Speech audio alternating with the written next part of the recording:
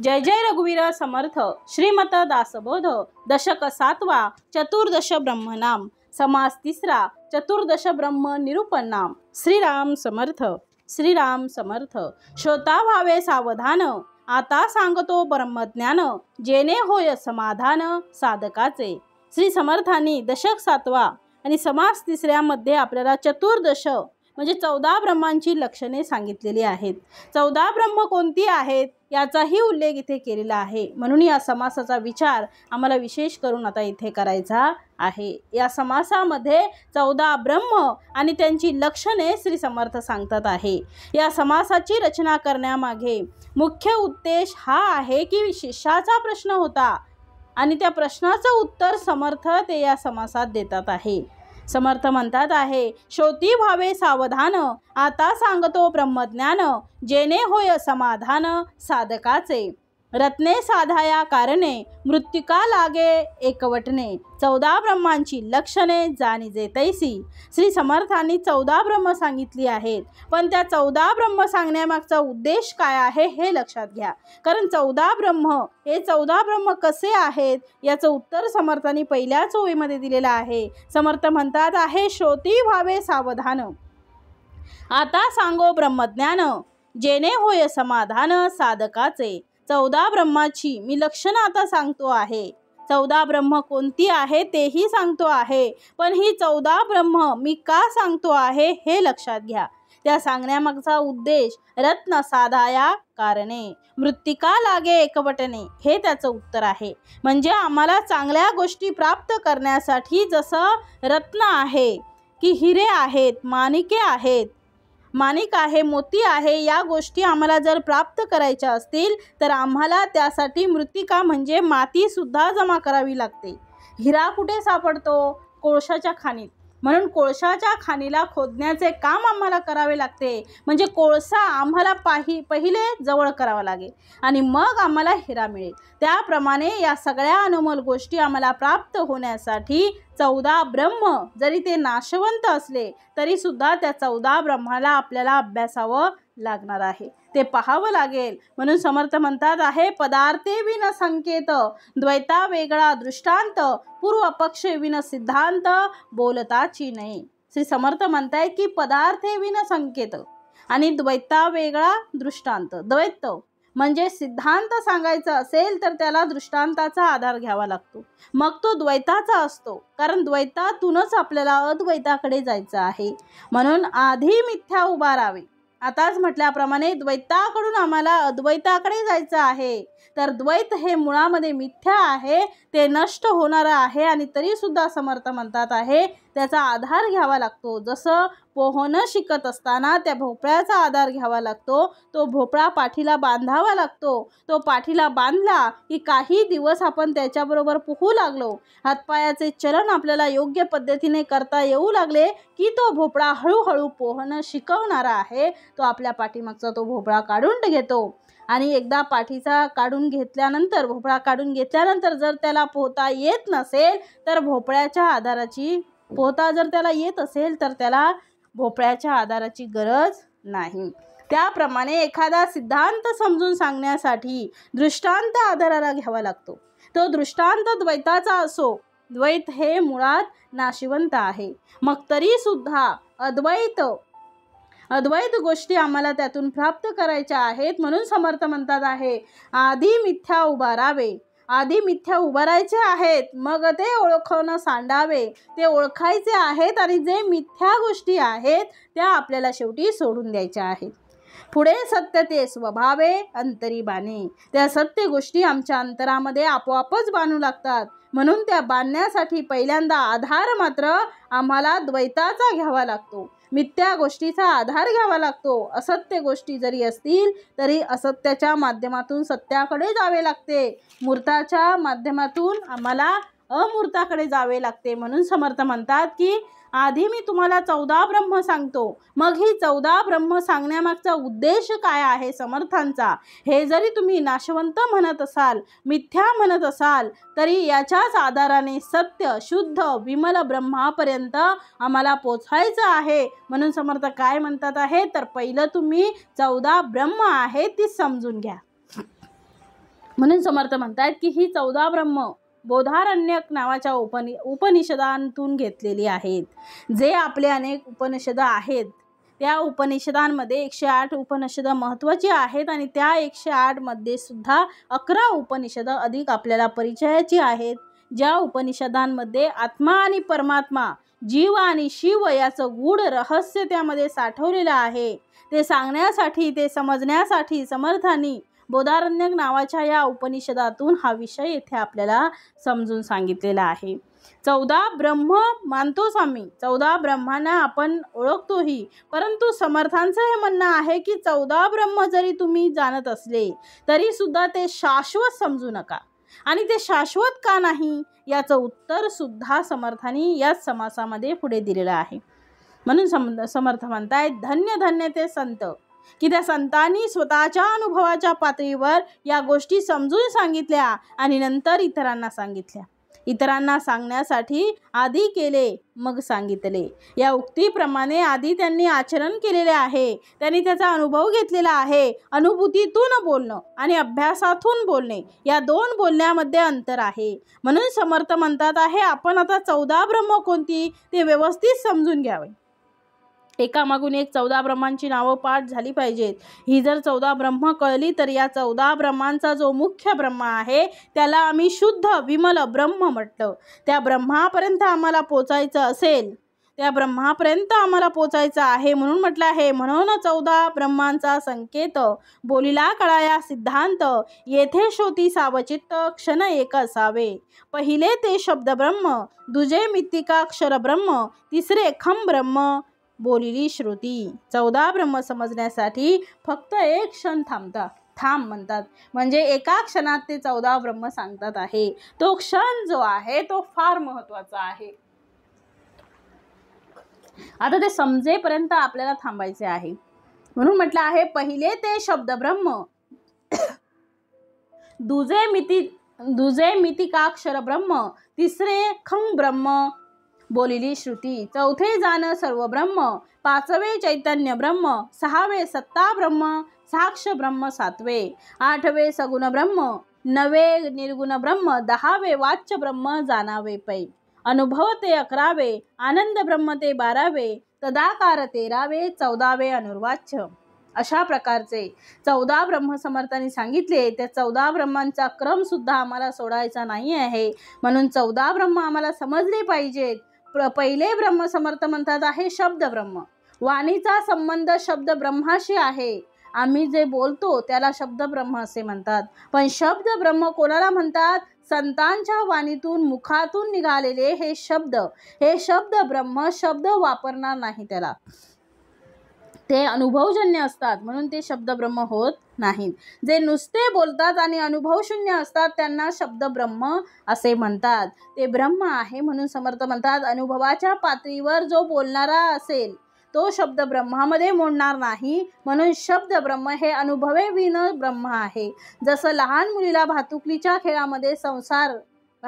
खेळात तिचा लुटूपुटूचा संसार असतो. त्या लुटूपुटूच्या संसारामध्ये ती स्वयंपाक करते. 4 पाहुणे आले म्हणून चहा त्यांच्या हातात नेऊन देते, त्यांची काळजी घेते, त्यांना बसा म्हणते आणि त्या सगळ्या संसाराला पाहणारे म्हणतात हा संसार आहे. पण हा संसार कसा आहे तर तो लुटूपुटूचा संसार आहे, तो भातिकलीचा संसार आहे. त्या संसाराला सत्यता नाही. तशाच प्रकारचा खरा संसार असतो. पण खऱ्या संसारामध्ये आणि त्याच्यामध्ये मोठं अंतर आहे. म्हणून या ब्रह्माला नुसतं बोलणारा असेल, कारण बोलणं हे अभ्यासाचं क्षेत्र आहे आणि जाणणं हे अनुभवाचं क्षेत्र आहे.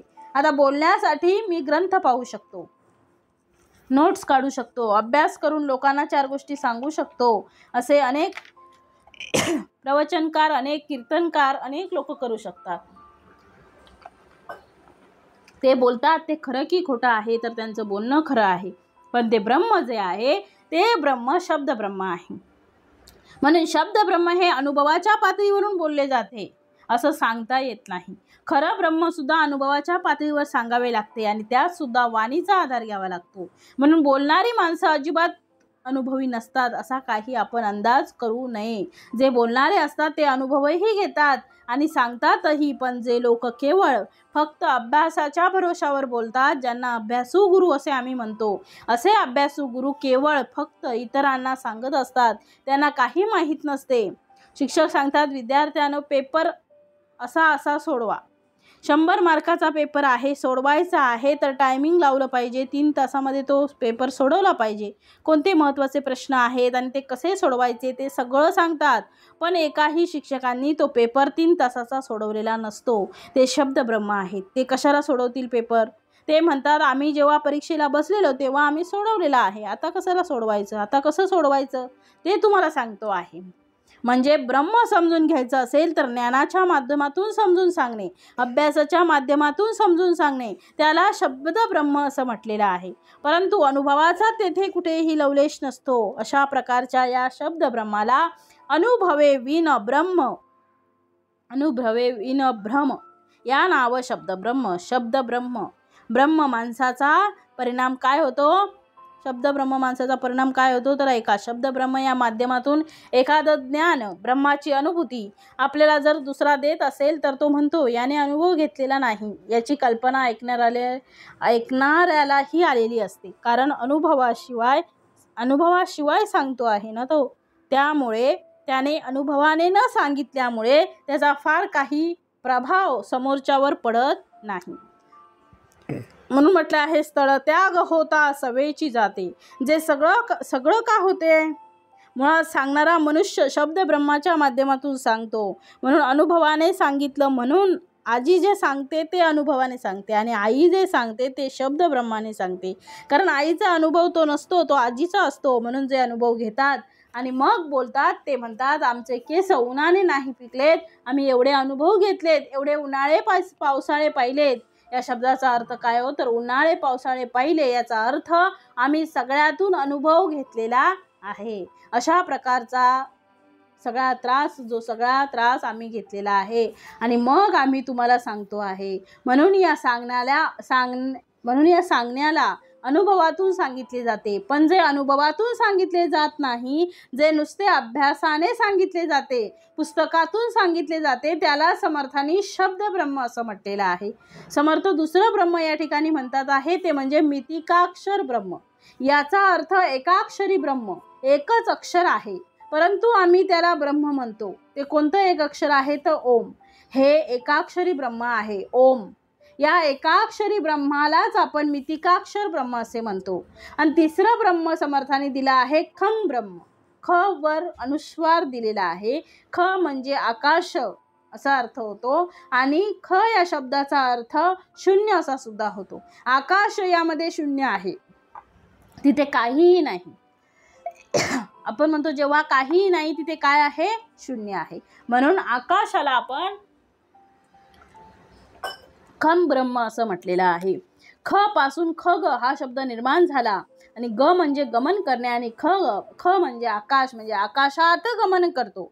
खग म्हणजे पक्षी असा ख चा अर्थ आहे. पण त्या शून्याला ब्रह्म म्हटलेला आहे. तुम्ही याला ब्रह्म असे का म्हटले आहे? कारण ब्रह्म हे विशाल आहे, असं व्यापक आहे. या व्यापक ब्रह्माला आम्ही कशाची उपमा द्यावी, कशाचं विशेषण द्यावं या ब्रह्माला? म्हणून आकाशाचं विशेषण, म्हणून आकाशाप्रमाणे, म्हणून खं ब्रह्म. म्हणून त्याच्यातून आम्हाला घटाकाश, मटाकाश आणि मग पुढे महदाकाश असे शब्द आलेले आहेत. घटामध्ये दिसणारं ते सुद्धा आकाश आहे, माठामध्ये दिसणारं ते सुद्धा आकाश आहे आणि या पोकळीमध्ये दिसणारा हा संपूर्ण अवकाश याला महदाकाश असं म्हटलेलं आहे. म्हणून समर्थांनी याला सुद्धा हे अज्ञानाचं प्रतीक आहे. म्हणून शून्य हे अज्ञानाचं प्रतीक आहे आणि ब्रह्म हे साक्षात ज्ञान आहे. म्हणून आम्हाला त्यांनी सत्य ब्रह्म म्हणता येणार नाही. म्हणून याला समर्थांनी खं ब्रह्म असं म्हटलेलं आहे. आणि आता तिसरं ब्रह्म झालं. आता चौथं ब्रह्म समर्थ सांगतात आहे सर्व ब्रह्म. सर्व ब्रह्म म्हणजे जगामध्ये असलेली पंचमहाभूत म्हणजे आप, तेज, वायू, आकाश आणि पृथ्वी, या सगळ्यांना ब्रह्म म्हटलेलं आहे. हे सगळे ब्रह्म आहेत. या जगात ब्रह्माशिवाय दुसरं काही नाही. म्हणून याला जे जे दृष्टीला दिसते ते जरी नासत असलं तरी सुद्धा त्याला ब्रह्म म्हटलेलं आहे. पंचमहाभूतांनी जे जे तत्व आहेत ते सगळे चमत्कार आहेत. चमत्कार नाही का हो? केवढा मोठा चमत्कार आहे. जर पृथ्वी ही अदांतरी लटकलेली आहे, ही कोणाची शक्ती आहे हो? तरी परमेश्वराची शक्ती आहे. सूर्य हजारो वर्षांपासून प्रकाश देतो आहे, ही कोणाची शक्ती आहे? परमेश्वराची शक्ती आहे. त्या निर्गुण निराकार परब्रह्माची शक्ती आहे, ती ब्रह्माची शक्ती आहे. म्हणून याला आम्ही सर्वत्र दिसतो, म्हणून याला आम्ही ब्रह्म म्हटलेलं आहे. आणि पाचवं ब्रह्म जे आहे ते पाचवं ब्रह्म आहे चैतन्य ब्रह्म. आपणच एखाद्याचं नाव चैतन्य ठेवतो. का चैतन्य ठेवतो? कारण त्याच्यातल्या चेतना आहेत म्हणून चैतन्य. ज्यात चेतना नाही त्याला अचेतन म्हणतो. अचेतन आणि चेतन यामुळे सृष्टी आम्हाला दिसते आहे. म्हणून चेतन ब्रह्म हे पंचमहाभूतांमध्ये प्रवेश करते आणि मग ते अचेतन ते चेतन होते आणि ते चेतन होते आणि म्हणून त्याला चैतन्य ब्रह्म असं म्हटलेलं आहे. जसं एखाद्या वृक्षामध्ये अंकुर फुटतो, पालवी येते, फळं येतात, फुलं येतात. आम्ही काय म्हणतो? हे झाड आहे.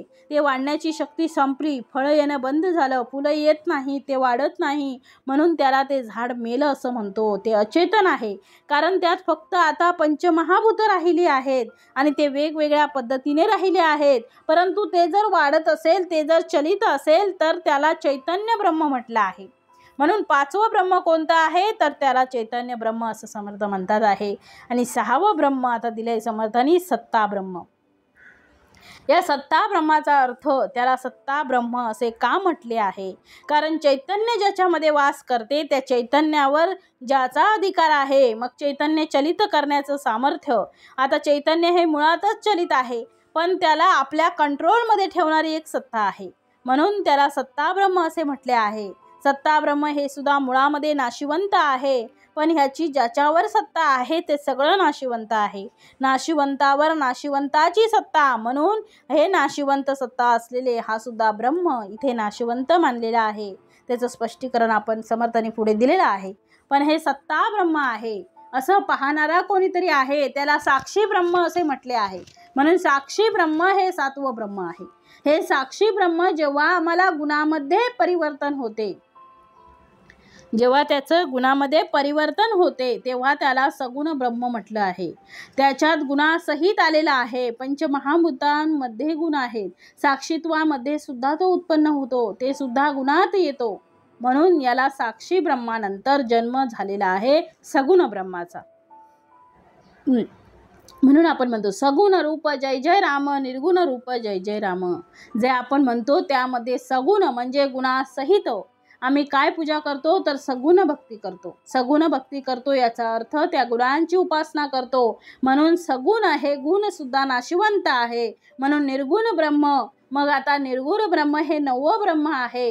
निर्गुण ब्रह्माला निर्गुण ब्रह्म का म्हटलं? मुळात जर ब्रह्माला गुणच नाही तर याला निर्गुण का म्हणावं? याचा अर्थ आम्ही त्याला वाणीनं निर्गुण म्हटलं, पण मुळामध्ये गुणच नसल्यामुळे त्याला निर्गुण सुद्धा म्हणायचं कारण नाही. आपण एखादी गोष्ट म्हणतो की ही गोष्ट थंड आहे. आता ही थंड वस्तू आहे याचा अर्थ गरम वस्तू कोणती तरी आहे. जर गरमच नाही आहे तर ती थंड सुद्धा नाही आहे, कारण ते सापेक्षवाद आहे. एक आहे म्हणून दुसरी आहे, आई आहे म्हणून मुलं आहेत, देव आहे म्हणून भक्त आहेत. अशा प्रकारे दोघेही एकमेकांच्या साक्षीत्वाने आहेत, म्हणून तो सापेक्ष आहे. म्हणून इथे या सगुणाला कोणीतरी वाणीने सांगितलं. आता मगाशी शब्द ब्रह्म आणि इथे आता वाच्य ब्रह्म, हे दोन्हीही सारखेच वाटतात. वाच्य ब्रह्म हे सुद्धा वाणीने सांगितलेलं आहे आणि शब्द ब्रह्म सुद्धा वाचेने सांगितलेलं आहे, पण ते अनुभवाच्या पातळीवर नाही, हे अनुभवाच्या पातळीवर आहे. म्हणजे दोन्हीही गोष्टी आहेत, कृती एक आहे, पण हे एक अनुभवाने आहे. म्हणजे वाच्य ब्रह्म हे अनुभवाने आहे आणि एक अनुभव न घेता शब्द ब्रह्म. म्हणून जेव्हा अनुभवाने सांगितले जाते तेव्हा एका ब्रह्माला अनेक नावं दिली जातात. मागच्या समासामध्ये समर्थांनी एका ब्रह्माला किती नावं दिली आहे याची यादीच पूर्ण दिलेली आहे, आपण ती पाहिले. म्हणून समर्थ म्हणतात वाच्य ब्रह्म हे वाणीने सांगता येते, याचं वर्णन करता येते. ब्रह्माची अनुभूती घेतली, ब्रह्म कसा आहे ते जाणलं आणि तो ब्रह्म कसा आहे हे सांगण्यासाठी आपल्याला लक्षण सांगावे लागले, त्याला आपण वाच्य ब्रह्म म्हणतो. वाणीने त्याचं वर्णन करून सांगणे म्हणून वाच्य ब्रह्म. मग ते शब्द ब्रह्म आहे, हे वाच्य ब्रह्म आहे. वाच्य ब्रह्मामध्ये वाचेचा संबंध आहे आणि शब्द ब्रह्मामध्ये फक्त अभ्यासाचा संबंध आहे. समर्थ पुढे अनुभव ब्रह्म देतात आहे. आता मगाचा वाच्य ब्रह्म त्याने वाणीने सांगितलं, पण काही गोष्टी वाणीने सांगताच येत नाहीत. जसं की मी गूळ खाल्ला वाणीने सांगितलं, तू गूळ खाल्ला हे वाणीने सांगितलं, पण दोघांनीही जो अनुभव घेतला प्रत्यक्ष गूळ काय आहे ते मी तुम्हाला सांगितलं नाही आणि तुम्हीही मला सांगितलं नाही, पण गूळ काय आहे याचा अनुभव मला आता आलेला आहे, म्हणून ते अनुभव ब्रह्म. ज्याने अनुभव घेतला ते अनुभव ब्रह्म. ते सांगता येत नाही, जे सांगता येत नाही त्यालाच अनुभव ब्रह्म असं म्हणतात. जगामध्ये खरं पंचमहाभूतांमध्ये अनुभव घेतला जातो, पण तो प्रत्येक अनुभव वाणीने सांगता येत नाही. मी अनुभव घेतला, हा मनुष्य प्रेमळ आहे, हे अनुभव घेतलं गेलेला आहे म्हणून सांगतो आम्ही. तो अनुभव ब्रह्म तुम्ही अनुभव घ्या सांगायची गरज पडत नाही. अनेक गोष्टी अशा असतात की ज्या वाणीने सांगता येत नाहीत. जे वाणीने सांगता येते ते वाच्य ब्रह्म, जे अनुभवाने सांगता येते त्याला अनुभव ब्रह्म असे म्हणतात. पुढे दिलेला आहे आता 14वं ब्रह्म, ज्याचं नाव आहे आनंद ब्रह्म. आनंद ही सुद्धा एक वृत्ती आहे. आनंद हा वृत्तीच आहे. ती मी एखादी गोष्ट केली, मला आनंद झाला, हा आनंद हे सुद्धा ब्रह्म आहे. म्हणून मनाची वृत्ती ही मुळात आनंदी आहे. म्हणून माणसाला काय वाटते, काही करा आपण आनंदी राहा, म्हणजे मनाला आनंद हा त्याचा एक अविभाज्य घटक आहे. मनाला सदैव आनंद हवा, म्हणून आनंद हे ब्रह्म आहे. त्या आनंद ब्रह्माचं वर्णन आपण अधिक पाहणार आहोत. पण तो आनंद मला मिळावा, पण मिळण्यासाठी सुद्धा मला त्याच्यापासून भिन्न राहावे लागते, म्हणून ते नष्ट होते. आनंद ब्रह्मामध्ये सुद्धा द्वैत आलेला आहे. आपण म्हणू मी एखादा चित्रपट पाहिला, मला तो खूप आवडला, पाहताना खूप आनंद वाटला. या शब्दामध्ये आनंद वाटणे यासाठी जी वस्तू पाहतो आहे त्याच्यापासून मी भिन्न पाहिजे, म्हणून त्याच्या पुढचा ब्रह्म आलेला आहे तदाकार ब्रह्म, ते होऊन जाणे. म्हणून आनंद ब्रह्माच्या पुढचा टप्पा आहे तदाकार ब्रह्म. त्याला ऐक्य म्हणतात. एकता येते, दोघेही एकच आहेत. राम आणि दास दोघेही प्रौढले, दोन्ही एकच झाले आहेत. आता दासही राहिला नाही आणि तो रामही राहिला नाही. राम राम नाही आणि दास दास नाही. ते दोघेही एकच झाले, ते एकरूप झाले. त्यांना ऐक्य म्हटलेलं आहे. त्याला तदाकार ब्रह्म म्हटलेलं आहे.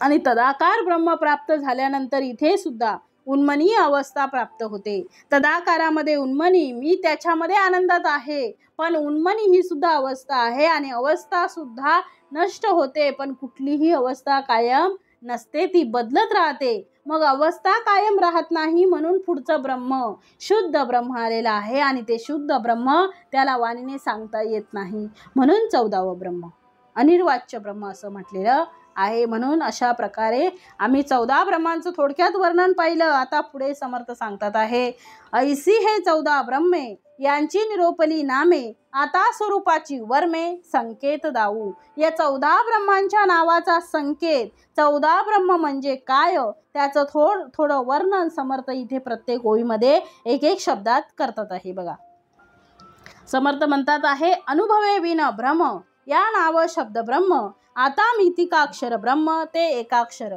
आता एका ओळीमध्ये देत आहे. समर्थ म्हणतात, अनुभवे विन ब्रह्म म्हणजे ब्रह्म पाहिला नाही, ब्रह्माची अनुभूती घेतली नाही, पण ब्रह्माबद्दल ऐकलं आहे. ब्रह्माबद्दल शब्द आम्ही ऐकले आहेत आणि ते आम्ही इतरांना सांगतो आहे, त्यांना आम्ही शब्द ब्रह्म म्हटले आहे. म्हणून मुळातच अनुभवाशिवाय ते असल्यामुळे, ते शब्द असल्यामुळे त्या शब्दांना महत्त्व नाही. ते शब्द नाश पावतात, म्हणून ते ब्रह्मही राहत नाहीत. ते शब्द ब्रह्म राहत नाही. आणि दुसरं आता दिलं आहे मितिकाक्षर ब्रह्म. ते एकाक्षर मितिकाक्षर ब्रह्म म्हणजे ओंकार, हा एकच शब्द मितिकाक्षर ब्रह्म म्हणून मानलं जातं, ते सुद्धा कायम नाही. म्हणून पुढे म्हटलं आहे, खंग शब्दे आकाश ब्रह्म, महदाकाश व्यापक धर्म, आता बोलिले सूक्ष्म सर्व ब्रह्म. एकेका पुढे समर्थ सांगतात आहेत की आता तुम्हाला मी आकाश हे ब्रह्म आहे असं सांगतो आहे, पण हे आकाश ब्रह्म कसं आहे, त्याला महदाकाश म्हणतात. ते व्यापक ब्रह्म आहे, कारण आकाश हा पंचमहाभूतातलाच एक भाग आहे. आपण म्हणतो आप, तेज, वायू, आकाश आणि पृथ्वी, यामध्ये आकाश येते आणि आकाशाची व्यापकता, त्याप्रमाणे त्या ब्रह्माची व्यापकता कळावी म्हणून आकाशाला ब्रह्म ही संकल्पना लागू होते. म्हणून पुढे म्हटलं आहे, आता बोलिले सूक्ष्म सर्व ब्रह्म. जसं आकाश आहे तसं आकाशाबाहेर जगाच्या या पृथ्वीच्या पाठीवर असलेले सगळे पंचमहाभूतांनी तयार झालेले घटक हे सगळे सर्व ब्रह्मामध्ये मोडतात. म्हणून कांदा मुळा भाजी अवघी विठाबाई माझी, तिथे सर्व ब्रह्मांचा संबंध आलेला आहे. किंवा टाळ विठ्ठल तीर्थ विठ्ठल, इथे सुद्धा सर्व ब्रह्माचा संबंध आला आहे. पंचमहाभूतांचे कुवाडे जे जे तत्वदृष्टी पडे, ते ते ब्रह्मची चोखडे बोली जेत आहे. म्हणून पंचमहाभूतांनी तयार झालेले सगळे चमत्कार, कुवाडे म्हणजे चमत्कार, हे सगळे ब्रह्म मानले जातात. जे जे तत्वदृष्टी पडे, ते ते ब्रह्मची चोखडे बोलीजेत आहे. म्हणून इथे सर्व दिसणारं ब्रह्म आहे. या नाव सर्व ब्रह्म, श्रुती आश्रयाचे वर्म, आता चैतन्य ब्रह्म बोलीजेल. हे पंचमहाभूत जेव्हा एकत्र येतात त्यावेळेस देह धारण होतो. त्या देहामध्ये संचलित करण्यासाठी जे ब्रह्म येते त्याला चैतन्य ब्रह्म म्हटले आहे. ते संचलित होते. पंचमहाभूत एकत्र येतात, त्याने देह तयार होतो आणि त्या देहामध्ये चैतन्य येते आणि म्हणून त्याला चैतन्य ब्रह्म म्हटले आहे. फूल उमलते, चैतन्य ब्रह्म आहे. फूल किंवा झाड, फळ हे सगळे पंचमहाभूतातलेच घटक जरी असले तरी त्यांना संचलित करण्याचं सामर्थ्य यामध्ये असल्यामुळे याला आपण चैतन्य ब्रह्म म्हटलं आहे. म्हणून पुढे म्हटलं आहे, पंचभूतादी मायेते चैतन्याची चेतविते, म्हणून त्या चैतन्यात ते चैतन्य ब्रह्म बोलीजे. म्हणून त्याला चैतन्य ब्रह्म म्हणतात. ते चेतवते म्हणून चैतन्य, ते चलित करते म्हणून चैतन्य. म्हणून पुढे म्हटलं आहे, चैतन्यास ते ज्याची सत्ता, ते सत्ता ब्रह्म तत्वता, ते सत्तेस जाणता, या नाव साक्ष ब्रह्म. समर्थांनी म्हटलंय की जगात चैतन्य आहे, कारण पशु पक्षी किडा मुंगी सगळे श्वापद, सगळे मनुष्य, सगळे लोक आपापल्या ठिकाणी आपापल्या पद्धतीने कार्य करत राहतात, ते फिरतात, म्हणून ते चर आहेत. आणि चर हे चैतन्याचा संबंध असल्यामुळे यांना सुद्धा संचलित करण्याची एक सत्ता आहे. म्हणून त्याला समर्थ सत्ता ब्रह्म असं समर्थांनी म्हटलेलं आहे. जसं उदाहरणार्थ आपल्या घरामध्ये विविध प्रकारची विजेची उपकरणे आहेत. लाईट आहे, फॅन आहे, फ्रीज आहे, वॉशिंग मशीन आहे, ही सगळी उपकरणं आहेत. पण या सगळ्या उपकरणामध्ये वीज हे चैतन्य आहे. हे उपकरण म्हणजे पंचमहाभूत आहेत. उदाहरणार्थ म्हणून या पंचमहाभूतांचं एकत्रीकरण, त्याच्यामध्ये चैतन्य ब्रह्म गेलं म्हणजे वीज गेली, म्हणून फॅन फिरतो, म्हणून ट्यूबलाईट लागतो आणि त्या ठिकाणी फ्रीज काम करतो. हे सगळे कार्य होते आहे. पण हे कार्य करून घेण्याची जी सत्ता आहे ती हाऊस पॉवरमध्ये आहे. ही सगळी पॉवर एकत्र आहे आणि तिथून ती संचलित केली जाते, त्याला सत्ता म्हटलेलं आहे. तिथून जर बटन बंद झालं तर घरातले काय, सगळ्या शहरातलीच लाईट बंद होऊन जाईल. म्हणून समर्थांनी त्याला सत्ता ब्रह्म असं म्हटलं आहे. पण हे सत्ता ब्रह्म सुद्धा ते तत्वता आहे. म्हणून हे सत्ता ब्रह्म आहे असं सांगण्यासाठी कोणीतरी समोर आहे, म्हणून त्याला साक्षी ब्रह्म म्हटलेलं आहे. ते साक्षी ब्रह्म सुद्धा कायम नाही, कारण साक्षीपणा हा सुद्धा एकाला दुसरा साक्षी असतो. साक्षी असण्यासाठी समोर कुठलं तरी दृश्य पाहिजे. मुळात दृश्यच जर माईक असेल तर साक्षी सुद्धा माईक आहे. म्हणून समर्थ पुढे म्हणतात, साक्षत्व जयापासूनी तेही आकळिले गुणी, सगुण ब्रह्म हे वाणी तयासी वदे. म्हणून साक्षी ब्रह्म यात सुद्धा गुण आहेत आणि गुण हे सुद्धा नष्ट होणारे आहेत. म्हणून गुणांनी एकत्र झाला म्हणून सगुण ब्रह्म आलं आणि मग सगुण ब्रह्म हे सुद्धा संपणारं आहे, कारण गुण संपतात. म्हणून त्याला पुढे निर्गुण ब्रह्म असा शब्द आलेला आहे. पुढे समर्थ म्हणतात, जेथे नाही गुणवार्ता ते निर्गुण ब्रह्म तत्वता, वाच्य ब्रह्म तेही आता बोलीजेल. श्री समर्थ म्हणतात आहे की गुण ब्रह्म जे आहे म्हणजे जे सगुण ब्रह्म आहे ते ब्रह्म सुद्धा नष्ट होणार आहे. म्हणून मूळ जे आहे ते निर्गुण ब्रह्म आहे. म्हणून गुणरहित असलेलं जे ब्रह्म आहे त्याला निर्गुण ब्रह्म असं म्हटलेलं आहे. म्हणून सगुण ब्रह्म आणि निर्गुण ब्रह्म, पण हे जे निर्गुण आहे हे सांगण्यासाठी वाणी पाहिजे, कारण ज्यांनी पाहिलं तो ते सांगतो आहे, म्हणून त्याला वाच्य ब्रह्म म्हटलं आहे. म्हणून वाच्य ब्रह्मासाठी ब्रह्माची वेगवेगळी लक्षणं, यावरून वाच्य ब्रह्म जन्माला आलेलं आहे. वेगवेगळी लक्षणं आहेत. हे ब्रह्म कसं आहे, ते अरूप आहे, अनिर्वाच्य आहे, अदृश्य आहे, अच्युत आहे, अनंत आहे, अनेक असे शब्द आलेले आहेत. या शब्दांना आम्ही या ब्रह्माचं वर्णन करण्यासाठी जो शब्द वापरतो जो शब्द वापरतो त्याला वाच्य ब्रह्म म्हटलेला आहे. तो वाच्य ब्रह्म सांगणारा जो आहे तो अनुभवी असतो आणि अनुभवी असल्यामुळे वाच्य ब्रह्म त्याच्या मुखातून बाहेर पडते. म्हणून म्हटलंय जे वाचे बोलता आले म्हणजे वाचेच्या माध्यमातून सांगता आलं ते वाच्य ब्रह्म बोलिले अनुभवासी वर्म बोलिजेल. काही असे ब्रह्म आहेत, काही असे अनुभव आहेत की आम्हाला ते शब्दात सांगता येत नाहीत. म्हणून तिथे पुढे अजून अनुभव ब्रह्म आलेलं आहे. या नाव अनुभव ब्रह्म आनंद वृत्तीचा धर्म परंतु याचेही वर्म बोलिजेल. हे ब्रह्म आहे पण या अनुभवातून आनंद निर्माण झालेला आहे. पण आनंद ही एक काय वृत्ती आहे. म्हणून इथे म्हणतात आहे समर्थ आनंदाची डोही आनंद तरंग. हा आनंद जो आहे हा सुद्धा मनाला झालेला आहे. म्हणून आनंद ब्रह्म जन्माला आलं. त्या आनंद ब्रह्माला सुद्धा अंत आहे असे समर्थ म्हणतात. आनंद हा वृत्तीचा धर्म आहे आणि वृत्ती नाशिवंत आहे. मनाला आनंद हवा पण तो आनंद सुद्धा संपतो. म्हणून आनंद हे सुद्धा ब्रह्म जरी असलं तरी नाशिवंत आहे. पुढे म्हटलाय ऐसे हे ब्रह्म आनंद तदाकार ते अभेद अनुर्वाची संवाद तुटोनी गेला. श्री समर्थाने आनंद ब्रह्माच्या पलीकडे तदाकार ब्रह्म म्हटलेला आहे. तदाकार म्हणजे तद आकार, त्याच्या आकाराप्रमाणे आकार धारण करणे, त्याला तदाकार म्हटलं आहे. त्या तदाकाराला दुसरा शब्द आपण ऐक्य म्हणू. दोघांचंही ऐक्य आलेलं आहे. आता तो दासही राहिला नाही आणि तो रामही राहिला नाही. म्हणून दास रामदास एकत्रित झाले आणि म्हणून या ठिकाणी तो तदाकार ब्रह्मामध्ये आलेला आहे. या तदाकार ब्रह्मामध्ये उन्मनी अवस्था असते, ती अवस्था सुद्धा बदलत राहते. म्हणून तदाकाराच्या पुढे अनिर्वाच्य ब्रह्म आलेला आहे. आणि जे 14वं ब्रह्म आम्ही म्हणतो ज्या ब्रह्माचं वर्णन आम्हाला करता येत नाही, अनिर्वाच्य ब्रह्माचं वर्णन आपल्याला मागच्या समासात आपण पाहिलं आहे. तो अनिर्वाच्य संवाद तुटून गेला. ऐसे हे 14 ब्रह्म अशी ही काय आहे 14 ब्रह्म आहेत. निरोपली अनुक्रमे. आता मी अनुक्रमाने सांगितली. साधके पाहता भ्रमे बोधिजेना. साधकाने या सगळ्या ब्रह्मांचा विचार करावा. अनुक्रमे त्याचा विचार करता आम्हाला जो भ्रम होतो तो भ्रम आमचा होणार नाही. आम्ही कशालाही काहीही म्हणू लागतो ते होणार नाही. जे आहे त्याला ते म्हटलं की तो भ्रम दूर होतो. म्हणजे पाण्याला पाणी म्हटलं पाहिजे, अग्नीला अग्नी म्हटलं पाहिजे, पण आम्ही पाणी नसताना सुद्धा त्याला पाणी म्हणतो. म्हणून मृगजळ हा शब्द आलेला आहे. पाण्यासारखे दिसते पण ते जल नाही. म्हणून अशा प्रकारचा जो भ्रम आहे हा सगळा भ्रमनिरास समर्थाने इथे केला. पुढे म्हटलेला आहे ब्रह्म जाणावे शाश्वत. तरी समर्थ म्हणतात आहे की ब्रह्म हे कसं आहे शाश्वत आहे. 14 ब्रह्मांची नावं सांगितलेली आहे. 14 ब्रह्मांचं वर्णन केलं आणि 14 ब्रह्मांचा निरासही केला.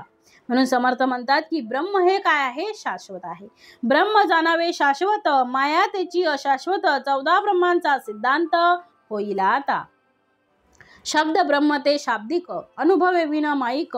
शाश्वताचा विवेक तेथे नाही. पुन्हा समर्थ समजून सांगताना पुन्हा शब्द ब्रह्मावर आले आहेत. ते म्हणतात आहे शब्द ब्रह्म हे कसं आहे माईक आहे आणि माईक आहे त्याचा अर्थ खोटे आहे. ते अनुभवे विन आहे, ते बोलले जाते आहे पण अनुभवाशिवाय बोलले जाते. म्हणून त्याला शब्द ब्रह्म असे म्हटले आहे. म्हणून ते नष्ट होणारे आहे. ते शाश्वत असेल, ते विवेकी असेल तर ते शाश्वत आहे. म्हणून शाश्वत विवेक तेथे नाही.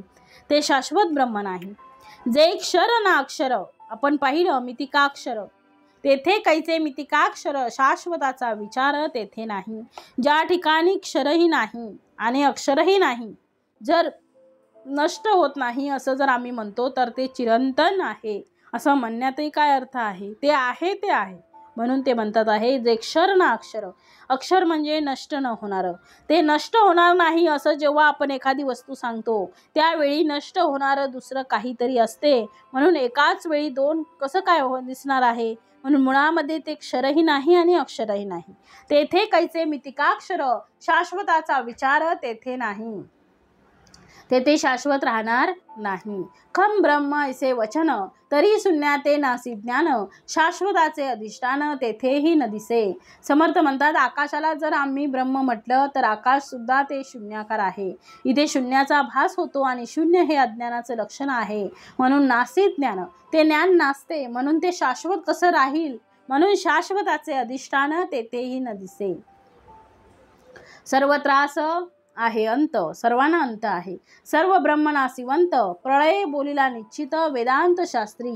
ज्यांना आम्ही सर्व म्हणतो त्या सर्वांमध्ये पंचमहाभूत आली आहेत, मग ते सगळे कल्पांती नासणार आहे हे वेदांत वचन आहे. ते म्हणतात आहे सगळं नष्ट होणारे आहे, सर्व ब्रह्म नासिवंत आहे, हे सगळं नाशवंत आहे. मग असं असताना त्यांना आम्ही शाश्वत ब्रह्म कसं म्हणावं? ब्रह्मप्रळय मांडेल जेथे, जिथे ब्रह्मप्रळय होईल तिथे काय होणार आहे? भूतान्वय कैचा तेथे, म्हणून या सर्व ब्रह्माते नाश आहे. सगळं सगळं नष्ट होणार आहे. आप तेज वायू आकाश पृथ्वी हे सर्व कसं आहे? नष्ट होणार आहे. मग त्या ठिकाणी इतर जे चर प्राणी आहे ते सुद्धा कसे राहतील? जर अचरच निघून जातील तर चर सुद्धा तिथे राहणार नाहीत. अचळासी आणि चलन, अचळासी आणि चलन निर्गुणास लाविता गुण, आकारास विचक्षण बाणितना. जे निर्माण पंचभूत ते प्रत्यक्ष नासिवंत, सर्व ब्रह्म हे मात घडे केवी. असो आता हे बहुत, सर्व ब्रह्म नासिवंत, वेगळेपणास अंत पाहणे कैसे. आता जयास चेतवावे, तेची माईक स्वभावे, तेथे चैतन्याच्या नावे नास आला. म्हणून याच्या पुढे समर्थ म्हणतात सर्व ब्रह्म नासिवंत आहेत. त्याप्रमाणे चैतन्य सुद्धा हे दुसऱ्याला चैतन्य प्राप्त करून देते. म्हणजे जे चैतन्य रूप आहे ते सुद्धा अचेतन होतात. जन्माला आलेले मरतात की नाही हो, तसं म्हणजे चेतन नष्ट होतात. म्हणून ते म्हणतात आहे याला सुद्धा आम्ही ब्रह्म कसं म्हणावं. म्हणून समर्थांनी पुढे म्हटलं आहे, परिवारे विन सत्ता ते सत्ता नव्हे तत्वता, पदार्थे विन साक्षता तेही मिथ्या. ते म्हणतात आहे इथे परिवार जो आहे, कोणता परिवार आहे? हा संपूर्ण सृष्टीचा परिवार आहे. त्याची सत्ता ज्याच्याकडे आहे त्याला आम्ही ब्रह्म म्हटलं, म्हणून त्याला सत्ता ब्रह्म म्हटलं. पण मुळामध्ये हा परिवारच नाही आहे. ब्रह्म सत्य जगन मिथ्या, जग नाहीच आहे. मग जे जग नाही आहे त्याची जी सत्ता आहे ते ब्रह्म कसं होईल? म्हणून सत्ता सुद्धा नाशिवंत आहे. आता ही सत्ता समर्थ म्हणतात पदार्थे विन साक्षता तेही मिथ्या. आता समोर पदार्थच नाही म्हणजे जगच नाही, तर त्याच्यासमोर त्याची जी साक्षता आहे ती सुद्धा मिथ्या ठरते. म्हणून म्हटलंय सगुणास नाश आहे. जे गुण म्हणतो आम्ही ते कसे आहेत? नाशिवंत आहेत. सगुण हे नाशिवंत आहे. प्रत्यक्षास प्रमाण काय? प्रत्यक्ष आहे आणि त्याला प्रमाण काय सांगायचं कारण आहे? सगुण ब्रह्म निश्चय नाशिवंत. सगळे सगुण आहेत ते शेवटी नाशिवंत आहेत. निर्गुण ऐसे नाव, त्या नावास कैचा ठाव, गुणे विन गौरव येईल कैसे. जे निर्गुण आहे त्याला निर्गुण तरी कशासाठी म्हणायचं? कारण गुण असेल तर निर्गुण. आता मुळात गुणच नाही तर निर्गुण तरी कसा राहील? म्हणून समर्थ असं म्हणतात आहे हा सगळा काय आहे? भ्रम आहे. माया जैसे मृगजळ, माया कशी आहे? मृगजळाप्रमाणे आहे. ऐसे बोलती सकळ, काते कल्पनाचे आभाळ नाथिलेची. ज्याप्रमाणे मृगजळ हे माया आहे त्याप्रमाणे हे सगळं कसं आहे?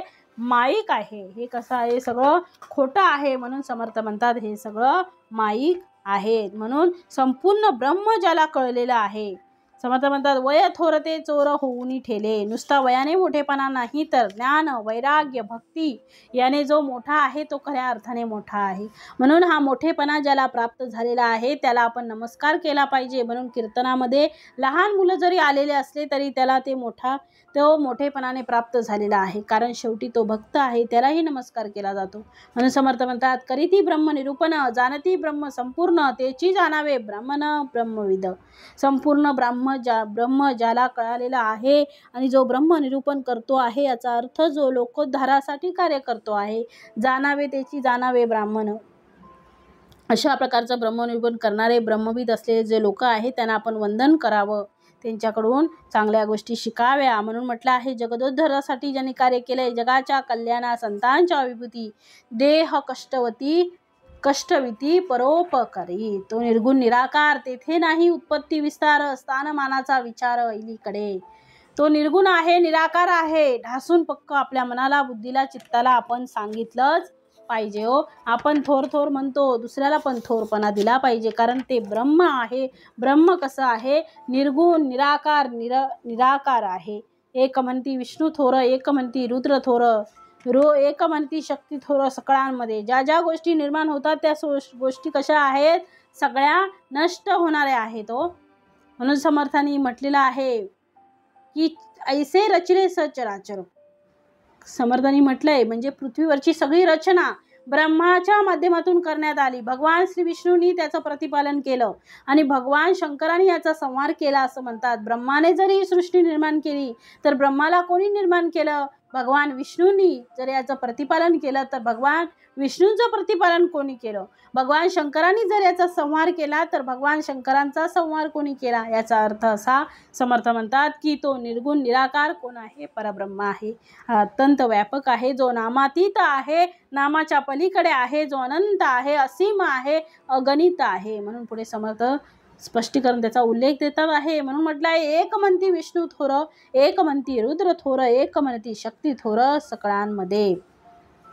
ज्या गोष्टी निर्माण होतात त्या गोष्टी नष्ट होतात, ज्या गोष्टी डोळ्यांना दिसतात त्या गोष्टी नष्ट होतात. म्हणून आमच्या ज्ञानेंद्रियांना जाणवणाऱ्या सगळ्या गोष्टी शेवटी कशा आहेत? नष्ट होणाऱ्या आहेत. सगळ्या त्या गोष्टी बदलणाऱ्या आहेत. त्या सगळ्या गोष्टी म्हणून म्हटलं ऐसे ब्रह्म सहस्त्र देखा. असा ब्रह्म म्हणजे 4 युग, याची एकूण कालगणना चतुर्युग. किती वेळा? तर सहस्त्र वेळा. सहस्त्र म्हणजे 1000 वेळा. तो झाला ब्रह्माचा 1 दिवस. अशा ब्रह्माचे सहस्त्र दिवस म्हणजे 4000 म्हणजे 1000 दिवस. तेव्हा विष्णूची एक घटिका म्हणजे श्री विष्णू किती महान आहेत, किती मोठे आहेत, किती युगांचे आहेत. विष्णूंची एक घटिका, विष्णू सहस्त्र होता, एक पळ एक ईश्वराचे. आणि असे विष्णूंचे 4 सहस्त्र. जर सहस्त्र झाले त्यावेळेस पळ हा ईश्वराचा होतो, पळ हा एक क्षण होतो. म्हणून समर्थ म्हणतात आहे ज्या गोष्टी निर्माण होतात त्या कशा आहेत? नष्ट होणाऱ्या आहेत. आणि त्यामध्ये संपूर्ण सचराचर आलेला आहे. ब्रह्मा विष्णू महेश यांना सुद्धा शेवट आहे. त्याही पलीकडे हा निर्गुण निराकार परब्रह्म आहे, तो कायम आहे. त्या परब्रह्माला आम्ही परब्रह्म म्हटलेलं आहे. आणि काही जरी तरी नाम म्हणून ठेवावं लागतं, म्हणून ते नाम ठेवलेलं आहे. प्रत्येकाने आपापल्या उपासनेनुसार, आपल्या श्री सद्गुरूंच्या आदेशानुसार, त्यांनी त्या निरूपणानुसार ती नावं दिलेली आहे. परंतु एक गोष्ट लक्षात ठेवण्यासारखी आहे की आपण जी उपासना करतो, ज्या उपास्य देवतेची आम्ही आराधना करतो, त्याचा माणसाला अहंकार येता कामा नये. कारण जर सगळं श्रेष्ठ होणारं आहे आणि भगवंत या सगळ्यांच्याही पलीकडे आहे तर कोणी कोणाचा अहंकार करावा? म्हणून आपण नेहमी म्हणतो चांगला मार्ग कोणता, प्रशस्त मार्ग कोणता? तर समर्थ म्हणतात ज्या मार्गाने आम्हाला जाता येते तो चांगला मार्ग तो चांगला आपल्यासाठी आहे. सगळ्यांनी त्याच मार्गाने गेलं पाहिजे असा आग्रह धरू नये. ज्याला जे झेपेल, ज्याला जे रुचेल, ज्याला जे आवडेल त्या पद्धतीने त्याने चालावं. परंतु चालत असताना त्याचं शेवटी स्थान मात्र एकच असावं. ते स्थान म्हणजे परब्रह्माचं मूळ निर्गुण स्वरूप, ते आपलं ठिकाण आहे. त्या ठिकाणी जावं. अनेक उपासना आहेत म्हणून वेगवेगळ्या पंथामध्ये वेगवेगळ्या गोष्टी जरी सांगितल्या असतील तरी सुद्धा त्या निर्माण झालेल्या पंथांचा शेवट मात्र निर्गुण निराकार परब्रह्मच आहे. हे कधीही विसरू नये. संतांनी भेदभाव केला नाही, तो पंथात केला नाही, तो वर्णात केला नाही, तो कशातही केला नाही. मग आम्ही का करावं? आणि जी आम्ही उपासना करतो त्याचा गर्व का करावा? म्हणून या सगळ्या गोष्टी अभिमान करणे हे नाशाला कारण आहे. म्हणून आपण करत असलेल्या सत्कार्याचा सुद्धा आपल्याला अभिमान येता कामा नये. मी चांगलं केलं, यामध्ये सुद्धा चांगलं केलं आणि मी केलं, इथे सुद्धा अहंकार आलेला आहे. म्हणून समर्थ म्हणतात आपुलाली उपासना अभिमान लागला जना. अभिमान लागतो. एकदा मनुष्य उपासना करायला लागला, 4 लोक त्याला मानायला लागली, 10 लोक त्याचं ऐकू लागली की आपण मोठा झालो आहे, आपल्यासारखा मोठा कोणीच नाही असं त्याला हळूहळू वाटू लागते. खऱ्या अर्थाने आम्ही जर साधू संत आणि सज्जनांचा आणि महापुरुषांच्या वचनांप्रमाणे आपण चालत असू तर या महापुरुषांनी कधीही अभिमान केला नाही, कधी आपल्या पंथाचा अहंकारही ठेवला नाही. सगळ्यांनी एकमेकांना सांभाळून घेतलेला आहे. कोणी थोर नाही आणि कोणी लहान नाही. अशा प्रकारचा विचार संतांनी आपल्या जवळ ठेवला आहे. नुसताच विचार ठेवला नाही तर ते तसे वागले. जगद्गुरू संत तुकाराम महाराजांनी विठ्ठल मंदिरामध्ये मागच्या बाजूला हनुमंतांची स्थापना केली. हनुमंतासाठी अभंग केला. रामकृष्णांना मानलं. समर्थांनी तेच केलं. उपासना घातली, रामरायांची प्रार्थना केली. परंतु विठ्ठलाच्या दर्शनाला जेव्हा गेले तेव्हा ते हात जोडून विठ्ठलाला म्हणाले, येथे उभा का रे श्रीरामा, मन मोहन मेघ श्यामा. त्या संतांनी कधीही आपल्यामध्ये अशा प्रकारचा भेदभाव ठेवला नाही. त्याने आम्हाला आदर्श घालून दिलेला आहे. मग भक्तांनी सुद्धा आपल्या या संतांच्या वचनाप्रमाणे आपण चाललं पाहिजे. त्यांच्या वागणुकीवरून त्यांच्या वागणुकीसारखं आपण वागलं पाहिजे. जगद्गुरु संत तुकाराम महाराजांची अभंग गाथा वाचा, संत नामदेव महाराजांची वाचा, संत एकनाथ महाराजांची एकनाथी भागवत पहा, समर्थांचा दासबोध पहा. एवढंच नाही तर संतांचं सुद्धा पहा, संत कबीरांचं सुद्धा, संत सावतामाळींचे अभंग पहा. सगळे संत हे भेद आणि अभेदाच्या पलीकडे गेलेले आहेत. प्राथमिक स्वरूपात आकार आणि नाम रूप याचा भेद सगळ्यांना स्वीकारावा लागतो, आम्हाला सगळ्यांना, कारण आकाराशिवाय पुढे जाताच येत नाही. म्हणजे मला जर समजा वाचायचं असेल तर क आणि म या दोन्ही अक्षरातला फरक मला कळला पाहिजे. सगळे क आणि सगळे सारखेच असतील, क क क क म म म, तर वाचन करता येणार नाही. पण एकदा आकार स्वीकारला, त्या आकारामधून तो जो अर्थाचा विचार, निराकाराचा विचार केलेला आहे, तो बोध आम्हाला कळला पाहिजे. आम्ही आकारात अडकता कामा नये. मग सगळ्या नद्या जशा सागराला जाऊन मिळतात, तसे सगळ्या नद्या जशा सागराला जाऊन मिळतात, समर्थ म्हणतात, तसे सगळ्या प्रकारचे आमचे संतांचे विचार असतील. त्याचा शेवट काय आहे? तर शेवट निर्गुण निराकार परब्रह्म आहे. म्हणून समर्थांनी ते आग्रह केलेला आहे. नुसता उपासनेचा अभिमान मानू नको, नुसता कार्यक्रमाचा कार्यकर्ता होऊ नको. समर्थांनी एवढं मोठं कार्य केल्यानंतर सुद्धा समर्थ एका श्लोकामध्ये म्हणतात आहे, आत्मनिवेदन करतात आहे. ते म्हणतात आहे, नवे कार्य करता भूमिभार झालो, तुझा दास मी व्यर्थ जन्मास आलो. केवढी नम्रता ही संतांची. जगातील सगळ्या संतांची साहित्य जर पाहिली तर आपल्या लक्षात येईल की नम्रता ही खरंच त्यांच्याकडनं शिकावी. ज्ञानाची जेवढी उंची आहे तेवढी उंची नम्रतेची सुद्धा आहे. अनेकांजवळ ज्ञान असते पण नम्रता शोधून सापडत नाही. आणि त्या ज्ञानाचा अहंकार माणसाला येतो की जे ज्ञान त्याने भौतिक ज्ञान प्राप्त केलेलं आहे, केवळ पुस्तकी ज्ञान प्राप्त केलेलं आहे, केवळ अनुभवशुद्ध ज्ञान प्राप्त केलेलं आहे, त्याचा माणसाला अहंकार येतो. अनुभवी ज्ञान जे आहे ते परब्रह्माचं ज्ञान आहे. अशा प्रकारचं जे ज्ञान प्राप्त झाल्यावर त्याच्या लक्षात येतं की अहंकार करायचा कोणाचा आणि कोणी करायचा, कारण करणाराही तोच आहे आणि ज्याचा अभिमान करतो तोही तोच आहे. मीच मोठा आहे आणि लहान कोणीच नाही आहे, कारण माझं स्वरूपच मुळामध्ये निर्गुण निराकार परब्रह्मच आहे. मी आत्मस्वरूप आहे, मी देह स्वरूप नाही. प्राप्त करणारा आत्मा हा दुसरा ब्रह्मापेक्षा नाहीच आहे. म्हणून नम्रता आहे. नम्रता ही कृतीमध्ये असली पाहिजे आणि ती कृती करत असताना प्रत्यक्ष ती नम्रता त्याच्या रक्तामध्ये भिनली पाहिजे, म्हणजे त्याला कुठल्याही प्रकारचा अहंकार येणार नाही. म्हणून समर्थ म्हणतात आहे, आपुलाली उपासना अभिमान लागला जना, याचा निश्चय निवडेना साधूविन. साधूशिवाय या अहंकारातून आपल्याला बाहेर पडता येत नाही. खरंच जर ब्रह्म आपल्याला शोधायचं असेल, खरंच जर ब्रह्म आपल्याला समजून घ्यायचं असेल, खरं कशाचा निश्चय करावा तर ते साधू सांगतात. म्हणून साधूंनी कोणता निश्चय सांगितला आहे?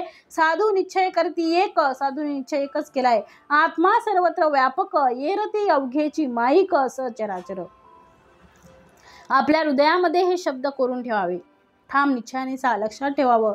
साधूंनी कोणता निश्चय केला, संतांनी कोणता निश्चय केला, तर ते म्हणतात आत्मा सर्वत्र व्यापक. आत्मा एक आहे आणि तो सर्वत्र आहे, तो व्यापक आहे. सगळ्या जगात जे सगळं दिसतं आहे ते आत्मस्वरूप आहे आणि जे डोळ्यांनी दिसते ते सचराचर माईक आहे, माया आहे, भ्रम आहे. हे सगळं नष्ट होणारं आहे. म्हणून म्हटलं आहे, माया सत्य, ब्रह्म मिथ्या, माया जगत मिथ्या असं म्हटलेलं आहे. मग दृष्टांत समर्थ देतात, चित्री लिहिली सेना, त्यात कोण थोर कोण साना, हे तुम्ही विचारा ना आपुले ठाई. चित्रामध्ये एखाद्या चित्रकाराने हत्ती, घोडे, उंट, त्याबरोबर त्याचे हलकारे, त्यानंतर तिथे घोडेस्वार, समोर हत्तीवर बसलेला राजा, हे सगळं चित्र काढलेलं आहे. यामध्ये कोण मोठा आहे, कोण लहान आहे, तुम्ही सांगा बरं. चित्रामध्ये असलेली सेना, त्याच्यातला सेनानायक दिसतो आहे आणि दुसऱ्या बाजूला शिपाई दिसतो आहे. कोण मोठा आहे, सेनानायक मोठा की त्याचा शिपाई मोठा?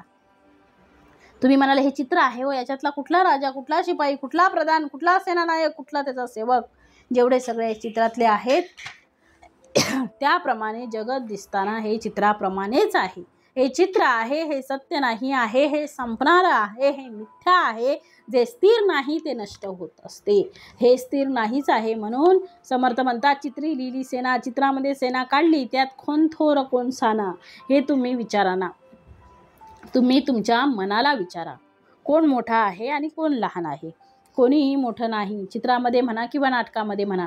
नाटकामध्ये एक प्रधान असतो, एक नोकर असतो, एक राजा असतो, एक राणी असते, एक दासी असते. सगळे नाटकात आपापले कामं करतात, पुढे निघून जातात आणि ते नाटक संपलं की ते सगळेच्या सगळे एकत्र येऊन चहा घेतात, गप्पा मारतात, एकमेकांना टाळ्या देतात. त्यामुळे राजा त्याने व्यवहारातल्या सुद्धा मी नाटकातला राजा आहे, व्यवहारामध्ये सुद्धा मी नाटकातला राजा असे आहे असं चालायला जर लागला तर लोक येता जाता त्याच्या डोक्यात टपली मारतील, त्याच्या त्याला वेड्यामध्ये टाकतील.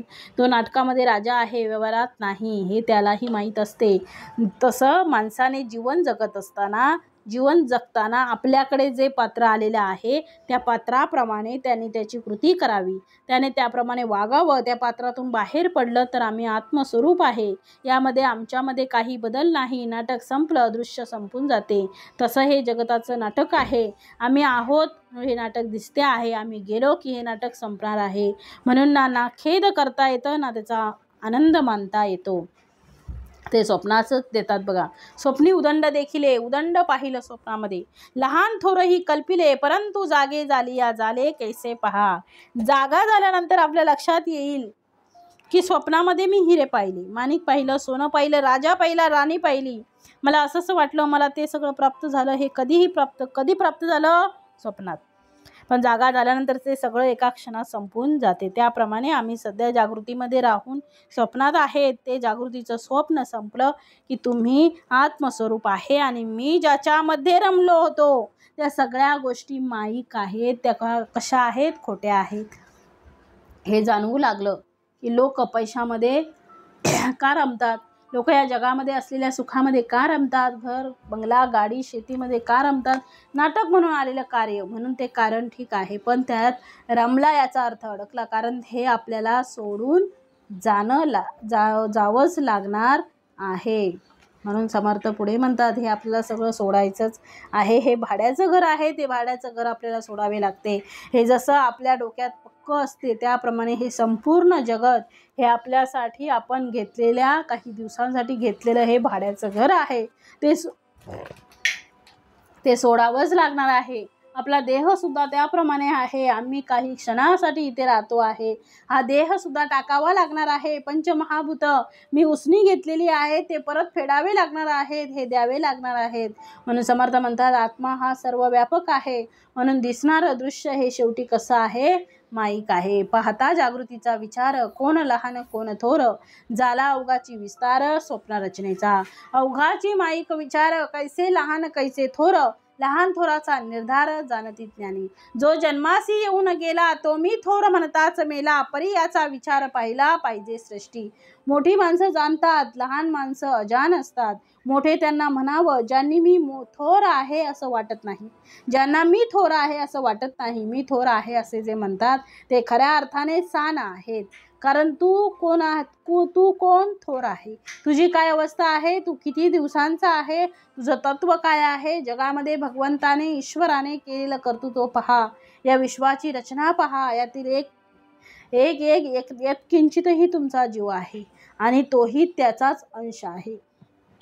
तू स्वतःचा अहंकार घेऊन कार्याचा अहंकार काय करतोस? म्हणून समर्थ म्हणतात जो जन्मासी येऊन गेला तो मी थोर म्हणताच मेला. तो मोठा स्वतःला म्हणत राहतो मी मोठा म्हणून समर्थ म्हणतात परी याचा विचार पाहिला पाहिजे. आपण एखादं कार्य करतो आणि त्या कार्यामुळे माझ्याकडनं घडलं असं आम्ही केलं, आम्ही अशा प्रकारे केलं. तो लग्न समारंभ असो किंवा एखादा महोत्सव असो, त्या कार्याचं कर्तृत्व स्वतःकडे तो घेतो. यशस्वीता आली तर मी केलं आणि अयशस्वी झालो तर आम्ही तुमच्यामुळे ते झालं, अशा प्रकारचा दोष ठेवण्यासाठी तो तयार असतो. म्हणून या जगामध्ये चांगलं कार्य घडलं असेल तर ती भगवंताची सत्ता आहे आणि जर कमी जास्त झालं असेल तर ती भगवंताची इच्छा आहे असं समजून ते स्वीकारता आलं पाहिजे. म्हणून सकळ करणे जगदीशाचे. एकदा नाही हजारदा या गोष्टी संतांनी आपल्याला वेगवेगळ्या माध्यमातून समजून सांगितलेल्या आहेत. म्हणून तुम्ही कोणी नाही आहात, तुमच्यामध्ये कर्तृत्व जे प्राप्त झालेले आहे ती सुद्धा भगवंताची देणगी आहे, परमेश्वराची कृपा आहे. माझ्या पायात जर जोर असेल, माझ्या हातात जर जोर असेल तर मेल्यानंतर आपल्याला उठता येते का? याचा अर्थ कर्तृत्व सुद्धा भगवंताकडे आहे. तुम्ही रात्री झोपले आणि सकाळी तुम्ही उठतात हे सुद्धा कर्तृत्व भगवंताचं आहे. म्हणून भगवंताखेरीज या जगामध्ये कोणाकडे कुठलंही कर्तृत्व नाही. तो सकळ करणे जगदीशाचे हा सकल शब्द वापरला आहे. एक कृती नाही म्हणून समर्थ म्हणतात आहे, जो जन्मासी येऊन गेला तो मी थोर म्हणताच मिला. मी मोठा थोर थोर म्हणतो, मग मी मेला कसा काय? तू थोर होता ना, मग कसा काय तुला मरण आलं? तो म्हणतो जन्म आणि मरण माझ्या हातात नाही. याचा अर्थ कर्तृत्व तुझ्या हातात नाहीच आहे. तुम्हाला भगवंताने दिलेलं जे पात्र आहे ते पात्र उत्तम नटवणं हा भाग वेगळा आहे. सेवा म्हणून कुठलीही कृती करण्याला हरकत नाही. सेवा म्हणून भगवंतासाठी आपण कुठलीही कृती केली तर ती भगवत अर्पण होते. पण मी करतो अशा भूमिकेतून जर तुम्ही राहिले तर तुम्हाला दुःखाशिवाय जगात काही वाटायला येणार नाही. मी करता ऐसा मनसी तेने तू कष्टी होसी, राम करता म्हणता पावसी यश कीर्ती प्रताप. मी करता म्हटलं तो करता भाव आला की माणसाला दुःख त्याला चिकटून येत असते. आज आपल्याला आनंद होतो पण दुसऱ्या क्षणाला दुःख होऊ लागते.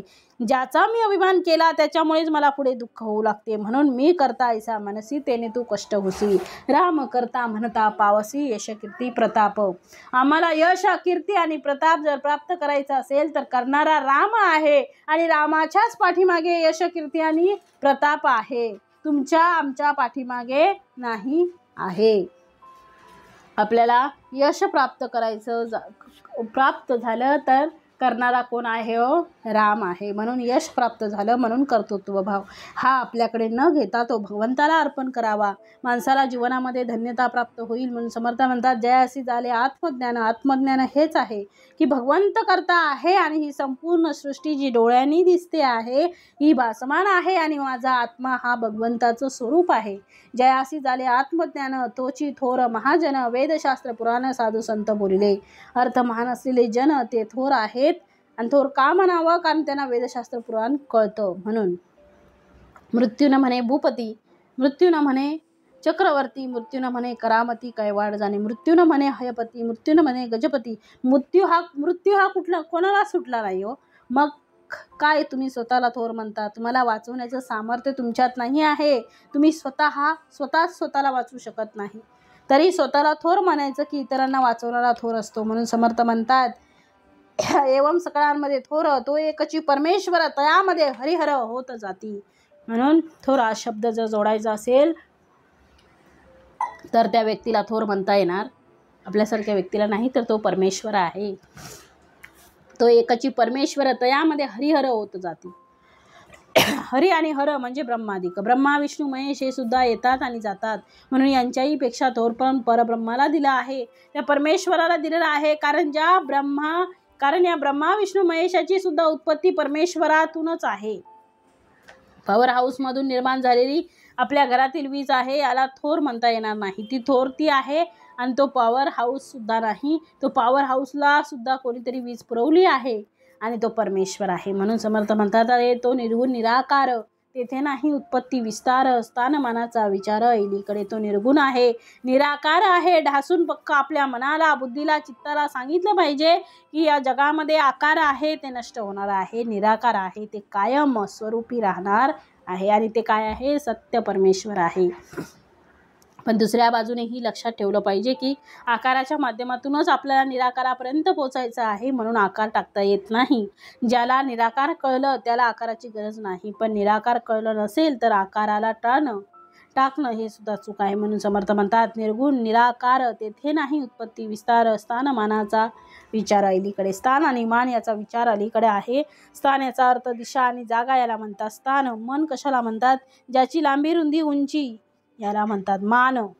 म्हणून स्थान आणि मान दोन्ही गोष्टी या, म्हणून भगवंत या मापात बसणार नाही. हे माप आहे स्थान आणि मान. तो इथे आहे असं सांगता येत नाही आणि तो एवढा आहे विशाल आहे, तो एवढा आहे असंही सांगता येत नाही. याचा अर्थ तो स्थानमानाच्या पलीकडे आहे. त्याला माप नाही, त्याला आकार नाही, त्याला उकार नाही. तो कसा आहे? तो जसा आहे तसाच आहे. त्यामध्ये आपल्याला त्याचं वर्णन करता येत नाही. तो निर्गुण निराकार, तेथे नाही उत्पत्ती विस्तार, त्याची उत्पत्ती सुद्धा होत नाही आणि संवारही होत नाही. तो अलीकडचा विचार आहे. स्थानमान हे कधी आहे? निर्मितीनंतर त्याला स्थानमान आहे. निर्मितीनंतर त्याचा संवार, उत्पत्तीचा संवार विचार केला आहे. ज्याला नाव दिलेलं आहे, ज्याला रूप दिलेलं आहे, ज्याला स्थान दिलेलं आहे, ज्याला मान आहे, हा तो अवघाची अनुमान आहे. ब्रह्माचा जेव्हा प्रळय येईल त्याचा अर्थ सृष्टीचा प्रळय होतो. म्हणून समर्थांनी म्हटलं आहे, राम करता ऐसा मनसी तेने तू कष्टी मी करता ऐसे मनसी तेने तू कष्टी होसी, राम करता म्हणता पावसी यश कीर्ती प्रताप. पुढे म्हटलं आहे, खम ब्रह्म ऐसे वचन तरी शून्याते नासी ज्ञान, शाश्वताचे अधिष्ठान तेथेही न दिसे. सर्व त्रास आहे अंत, सर्व ब्रह्म नासिवंत, प्रळय बोलिला निश्चित वेदांत शास्त्री. वेदांत शास्त्रात प्रळय काळी सर्वांचा नाश होतो असे सांगितले आहे. म्हणजे जे काही सर्व आहे ते नाशवंत असल्याने सर्व ब्रह्मासही शाश्वत म्हणता येणार नाही. म्हणून पुढे म्हटलं आहे, ब्रह्म प्रळय मांडेल जेथे, भूतान्वय कैसा तेथे, म्हणून या सर्व ब्रह्माते नाश आहे. ब्रह्मदेवाची रात्र सुरू होऊन प्रळयाला आरंभ झाला की ब्रह्मलोकापासून सर्व सृष्टी नाश पावते. मग तेथे पंचमहाभूतांचा समुदाय तरी कसा टिकून राहणार? म्हणून सर्व ब्रह्मालाही नाश आहे. पुढे म्हटलं आहे, अचळासी आणि चळन, अचळासी आणि चळन, निर्गुणास लाविता गुण, आकारास विचक्षण मानितना.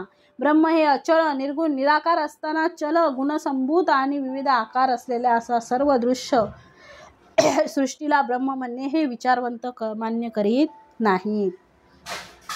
जे निर्माण पंचभूत ते प्रत्यक्ष नाशिवंत, सर्व ब्रह्म हे मात घडे केवी.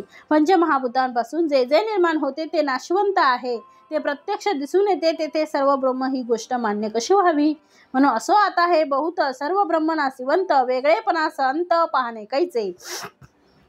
समर्थ म्हणतात, आता असो, आता किती हे वर्णन करावे? थोडक्यात म्हणजे सर्व ब्रह्म नाशवंत आहेत. सर्व या शब्दात जी वेगळेपणाची भावना असते तिचा जीव ब्रह्मोत्कारात नाश होत असतो. मग पाहणे कुठले? म्हणून म्हटलं आहे समर्थाने, आता जयास चेतवावे तेची माईक स्वभावे, जेथे चैतन्याचा नावे नाश आला. आता ज्याला चेतवले आहे तो स्वाभाविकपणे मिथ्या आहे, तर त्याला चेतविणारे चैतन्य असे म्हणताच येत नाही. जे झालेच नाही त्याला चेतवणार तरी कसे कोण? परिवारे विन सत्ता ते सत्ता नव्हे तत्वता, पदार्थे विन साक्षता तेही मिथ्या. सत्ता ही परिवाराशिवाय असत नाही. म्हणजे ज्यांच्यावर सत्ता गाजवायची ते व जो सत्ता गाजवतो तो त्या दोघांचीही जरुरी असते, दोघांची जरूर असते. परब्रह्म हे केवळ एकले एकच आहे, म्हणून त्या सत्ता ब्रह्म म्हणता येत नाही. काही पदार्थ असेल तर त्याला साक्षीत्वाने पाहिले जाते, तेथे पदार्थच मिथ्या असतो, तेथे साक्षीत्वही मिथ्याच असते. म्हणून परब्रह्माला साक्ष ब्रह्मही म्हणता येत नाही. म्हटलं आहे, सगुणाश नाश आहे, प्रत्यक्षास प्रमाण काय?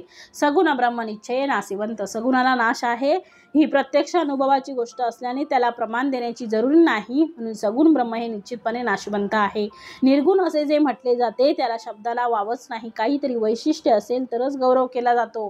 गुणच जिथे मिथ्या तेथे निर्गुत्वाचे वैशिष्ट्य तरी कसे असणार? माया म्हणजे मृगजळ आहे किंवा कल्पनेचे नसलेले आभाळ आहे असं सर्वच म्हणतात. समर्थ म्हणतात असं सर्वच म्हणतात. जेथे गावच अस्तित्वात नसेल तेथे गावाची सीमा कशी दाखवणार? ग्रामो नास्ति कुत सीमा, जन्मे विना जीवात्मा, अद्वैतासी उपमा अद्वैताची. जन्म झाला की आपण जीवात्मा ही संज्ञा देतो, पण आत्मा हा अजन्म आहे, तो अद्वैत आहे, तर त्याला द्वैताची उपमा कशी देणार? माये विरहित सत्ता, पदार्थे विन जाणता, अविद्येविन चैतन्यता कोणास आली? मायाच मिथ्या आहे तर सत्तेला अस्तित्वच कुठे आहे? पदार्थ मिथ्या असल्याने त्यांना जाणणारा कोण असणार? अविद्या ही मिथ्या, म्हणून चैतन्यता ही मिथ्याच आहे. सत्ता, चैतन्यता, साक्षीत्व हे सर्व गुणांमुळे भासते. ब्रह्म गुणरहित असल्याने तेथे गुण कसे असणार? असे जे गुणरहित ब्रह्म त्याला निर्गुण हे नाव देणे हेच मुळी नामेरूप अशाश्वत असल्याने निश्चयानेच अशाश्वत ठरले. गुणरहित ब्रह्माला ओळखता यावे म्हणून अनेक नावे ठेवली जातात. त्यालाच वाच्य ब्रह्म असं म्हणतात. ते नाशवंतच आहे. आनंदाचा अनुभव ही एक वृत्तीच आहे, तो वृत्तीचाच भाव आहे, पण जीवामध्ये वृत्तीला वावच नसतो, म्हणून आनंद ब्रह्म हेही खरे नाही. अनिर्वाच्य असे जेव्हा म्हटले जाते ते केवळ संकेत नामनिर्देश करण्यासाठी म्हटलेले असते. अनिर्वाच्य म्हणजे जे शब्दात सांगता येत नाही, ते शब्द जेथे पोचू शकत नाहीत ते त्या ब्रह्मास अनिर्वाच्य म्हणतात. हे खरं आहे. हे म्हणजे योग्य नव्हे, कारण शब्दाचा संबंध गुणाशी वृत्तींशी असतो. शुद्ध ब्रह्माच्या ठिकाणी वृत्तीच नाही, निवृत्तीच असते. म्हणून अनिर्वाच्य म्हणण्यामुळे संकेतास उणेपणा येतो असे म्हटले आहे. मनातच निरनिराळ्या वृत्ती उठत असतात आणि मनाचा जेव्हा आत्मस्वरूपात लय होतो तेव्हा त्या स्थितीला उन्मनीय म्हटले जाते. मनच नाहीसे झाल्यावर वृत्ती उठतच नाही आणि निवृत्ती होते. ही स्थिती अनिर्वाच्य असते. सर्व योगी निरुपाधिक स्थितीतच विश्रांती पावतात. निरुपाधिक परब्रह्माशी एकरूपता ही सहज समाधी आहे. हिची प्राप्ती झाल्याशिवाय दुःखदायक आदी व्याधी सर्व नाहीशा होतात.